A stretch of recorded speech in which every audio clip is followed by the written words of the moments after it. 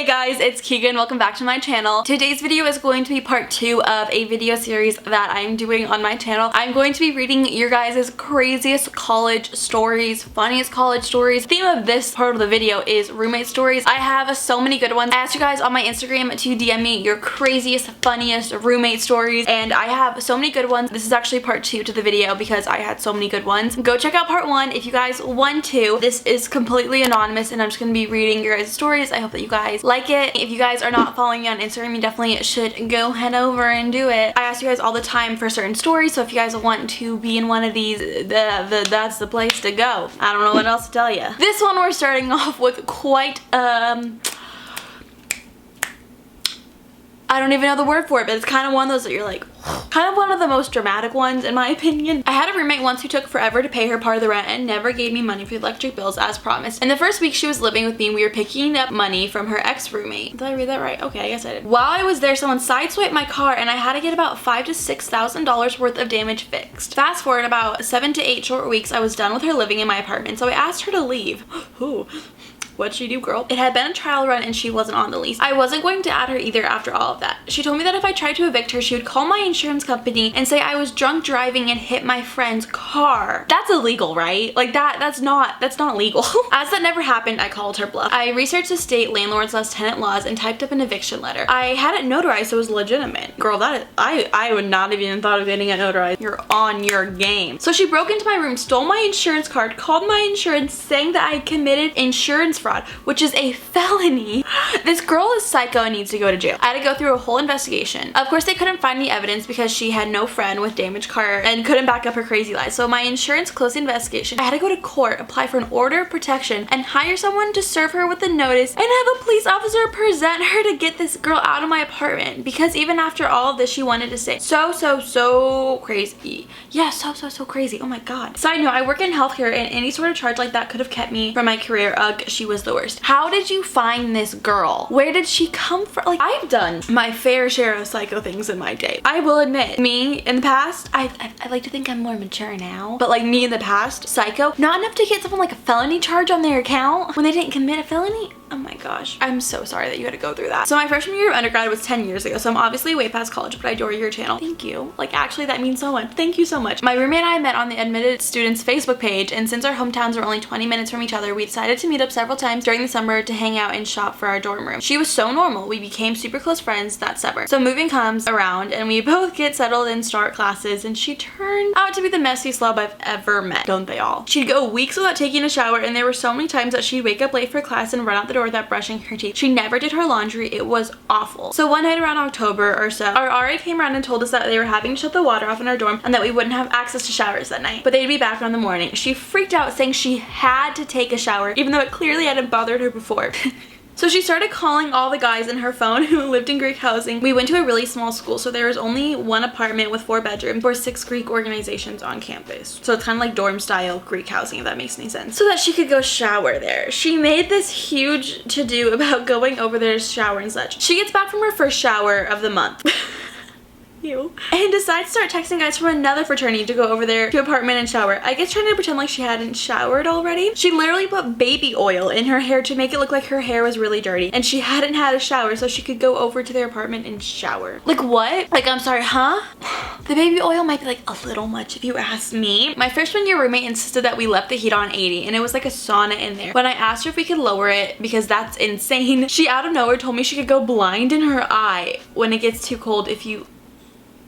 Wait, what? She told me that she could go blind to her eye when it gets cold. Mind you, we lived in the Northeast. Can that like actually happen? Can you actually go blind if it gets too cold? Anyone know? My roommate kicked me out of the room for the night so she could hook up with her side man. Oh, every story starts like this, I swear to God. Whew, the tea. I told her I had to be in the room by 9 the next morning to get my clothes for Soul Cycle. I couldn't get them beforehand because I didn't know I wasn't allowed back in the room when I left. Anyways, when I got back, they were naked in her bed and thought I was blind/deaf because they were talking about me while I was brushing my teeth and grabbing my clothes. He was complaining that I walked into my own room like I was the guest, and she was apologizing and saying at least he was closer to the wall and I couldn't see him. Then the guy has the audacity to be at my serenade for my big little week and try to get me to put a good word in with him for my frat friends. I hate it when frat boys will be like extremely rude to you, and then when it comes to like they need something, they like think they like you'll just do whatever they want because they're a frat boy. This story Yikes. Hey Keegan, so I go to ASU and I have a story from my freshman year. I was coming home from a sorority event when I heard my roommate, Jane, we're calling her Jane, and her boyfriend, who was 10 years older than her,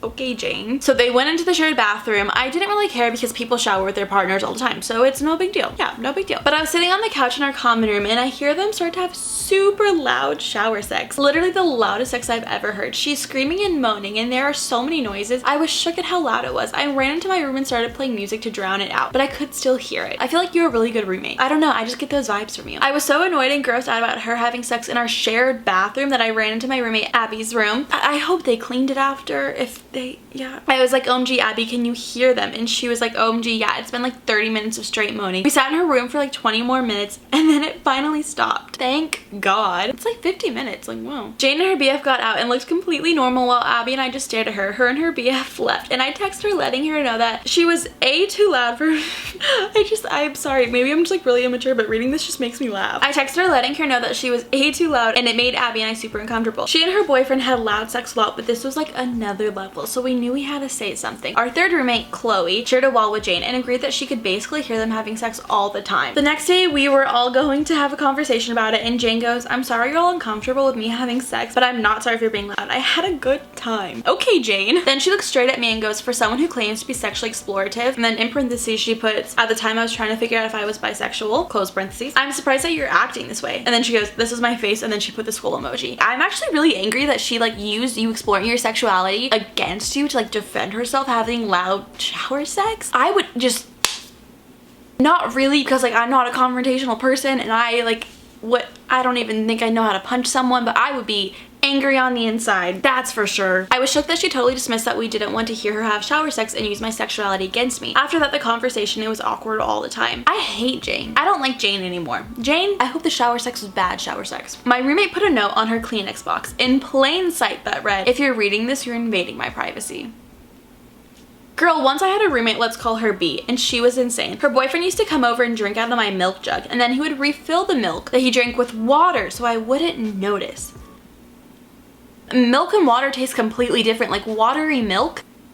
Okay, boyfriend. Here's a reminder, think twice before you decide to live with. I think she meant live with someone. But yeah, that's a really good advice. Think twice. Freshman year, I was really shy and one of my roommates would tweet about literally everything I did. She would literally tweet and complain about how long I took to brush my hair if I ironed my clothes for class or got ready later than she did. She even complained that my mom helped me move in. Aren't your parents supposed to help you move in? Not to be dramatic, but like moving into a dorm is like a lot of work. It's kind of hard to do it alone. And then she had the audacity to complain that I barely spoke to her and the other roommate. And then she put in parentheses, I was shy with like the face. Girl, me too. The kicker was that her boyfriend got drunk and tried to kick down our door to get into our room when I was alone at night and told the RA because I had a panic attack and didn't feel safe. And she and the other roommate legitimately got mad at me. Why was he trying to kick down the door? See, these stories are like so entertaining, but I'm like, I want to know more. Hi Keegan, I go to ASU too and honestly I had such an awful roommate experience this past year, which was my freshman year. Side note, I feel like the most dramatic stories are always people from ASU, and I feel like that could be skewed because I know like a good amount of my audience is from ASU because I make videos about ASU, which is like directed at people that go to ASU, but like it's always ASU stories where I hear the worst roommate story. I think there's something in the Tempe water. I know there's something in the Tempe water. It's chlorine because the water is disgusting and unfiltered, but I also think there's something to make you hate your roommate in there. I think I've never met anyone that's like, I love my roommate. I actually did like my roommate last year though, but like we'll like not talk about that because like that just totally like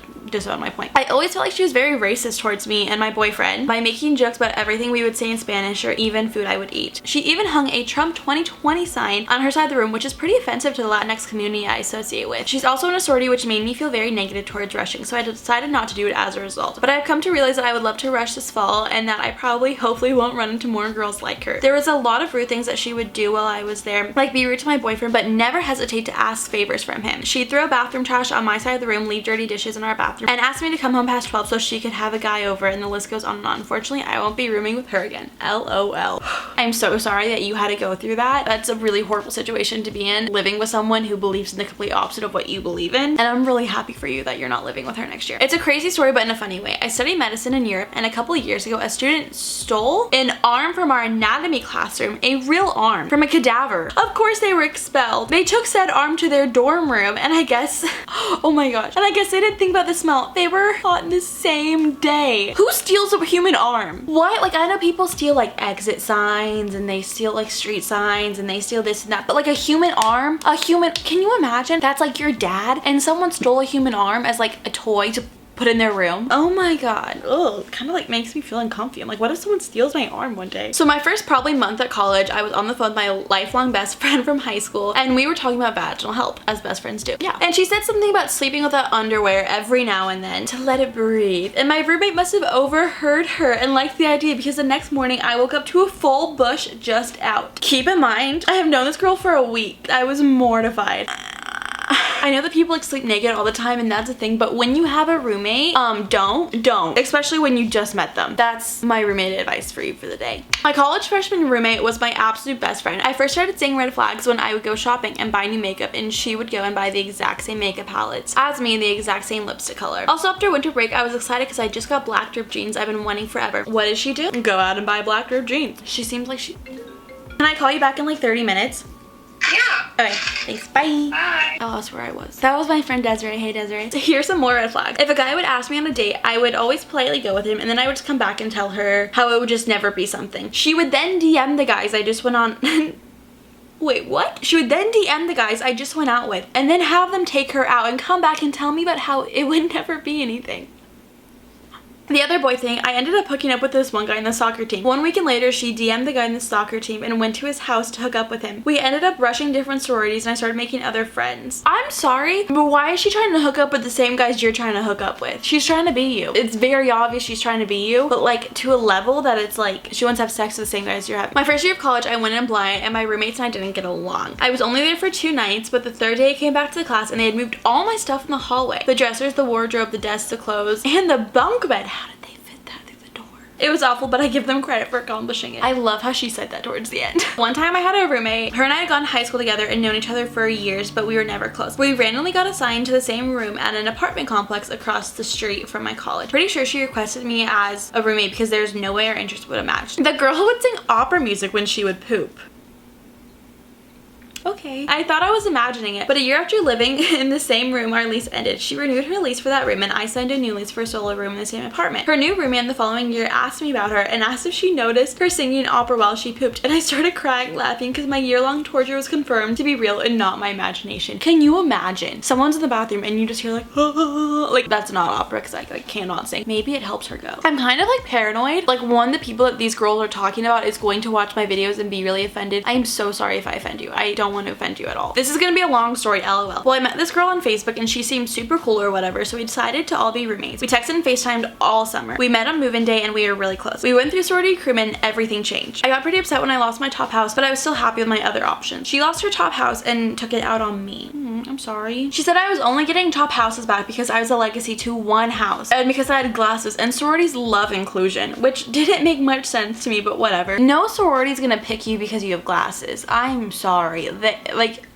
They're not gonna see glasses and be like, yep, you're in. They're not gonna not see glasses and be like, yep, you're in. They're like, glasses don't impact that at all. If they do, like, what sorority is this? Like, I don't even, the glasses sorority. A day comes around and she gets the house that she talked crap about by saying she would rather die than be a blank, which also made me giggle. She ended up really liking her sorority, which was great. I was really happy for her, but then she was not as happy for me when I expressed that I really liked my sorority. She had mentioned she really liked the house I ended up in when it necessarily wasn't my favorite. After everything got settled, she started going out a lot and bringing a lot of different guys home, which was cool because she can do whatever she wants. I don't mind. She got drunk a lot and started doing drugs in our room and hiding in our room as well. She once came out of the bathroom naked while she knew my boyfriend of the time was in the room. Another time she had sex with a guy on the counter of our room while I walked in the room.